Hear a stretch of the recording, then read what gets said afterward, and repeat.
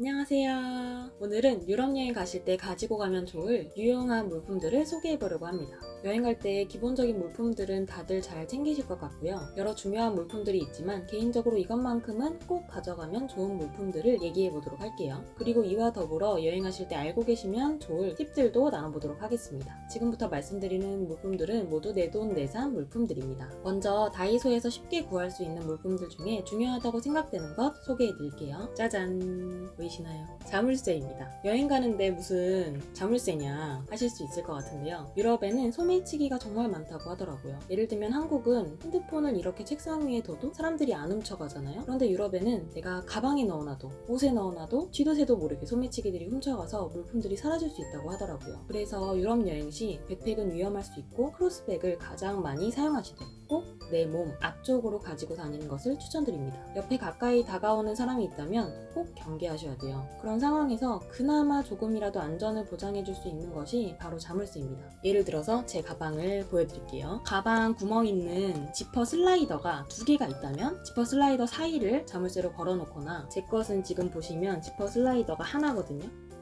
요게 하나라면 요거랑 이렇게 가방 끈이랑 슬라이더랑 같이 이렇게 자물쇠로 잠가 놓으셔도 좋을 것 같아요.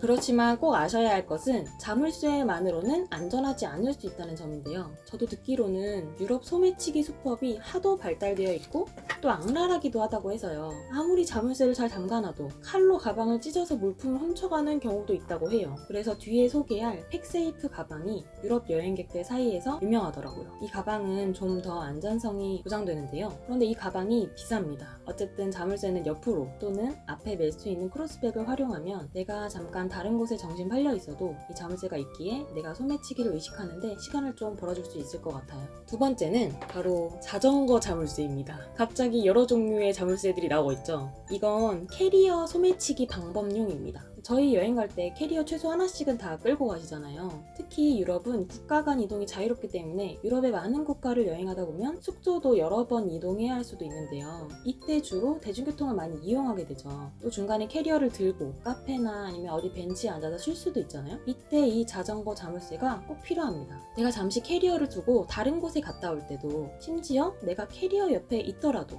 이 자전거 자물쇠를 꼭 채워놔야 합니다. 소매치기가 내가 모르는 사이에 이 캐리어를 들고 튈 수도 있거든요. 저도 듣기만 했는데 그런 사례들이 있다고 합니다. 저희는 이번에 큰 캐리어를 댕이 남편 거 하나, 제 거 하나, 최소 2개는 가지고 가려고 하는데요. 그래서 이렇게 좀 큰 자전거 자물쇠를 샀어요. 그런데 다이소에 이 자물쇠는 비밀번호가 처음부터 정해져 있고 변경할 수 없더라고요. 비밀번호를 자유롭게 바꾸고 싶으신 분들은 참고하시면 좋을 것 같습니다. 네, 이렇게 돼지꼬리 같이 생긴 이것은 핸드폰을 연결하는 스트랩줄입니다. 소매치기들이 특히 휴대폰을 많이 훔쳐가는데요. 이걸 이렇게 한쪽은 가방에, 그리고 또 한쪽은 핸드폰에 이렇게 이어놓으면 누가 훔쳐간다고 해도 이게 당겨지잖아요.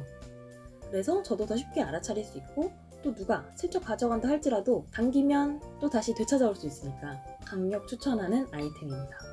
이것도 다이소에서 구할 수 있는데요. 이거 말고 다이소에서는 핸드폰 분실 방지용 스트랩 세트를 아예 따로 팔더라고요. 그런데 제 핸드폰에는 따로 액세서리가 부착되어 있어서 그건 사지 않았어요. 저렴한 투명 케이스 하나 새로 장만해서 이 아이템과 함께 사용해보시는 것도 좋을 것 같습니다. 그리고 이것은 방충망입니다. 여행인데 무슨 방충망을? 이러실 수 있는데요.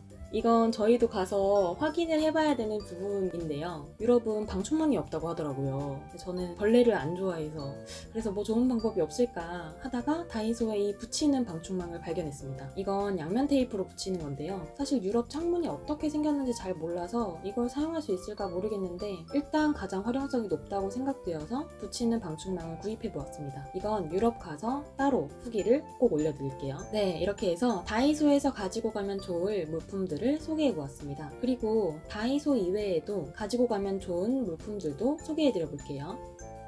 짠! 이것은 아까 말씀드렸던 팩세이프 가방입니다. 정말 후덜덜한 가격으로 팔고 있는데 저희는 중고로 샀습니다. 가방에 보시면 여기 이렇게 잠금 장치가 매우 복잡하게 되어 있어요. 그리고 지퍼도 풀리지 않게 되어 있고요.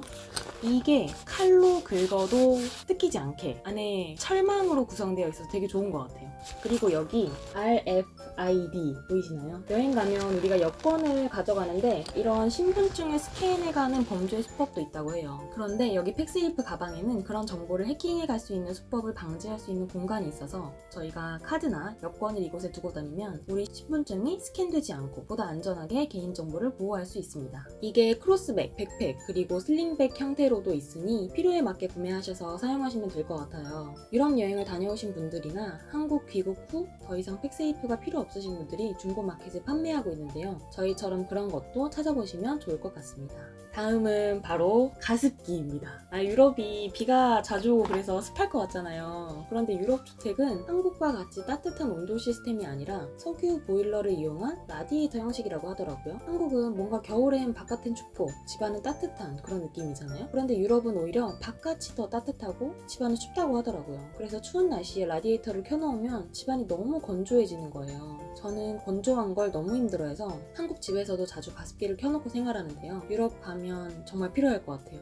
건조한 환경을 힘들어하시는 분들은 가습기를 꼭 챙겨가시면 좋을 것 같아요. 그리고 정말 중요한 것들이 또 있습니다. 바로 베드버그 퇴치용품입니다. 베드버그는 침대벌레라는 건데요.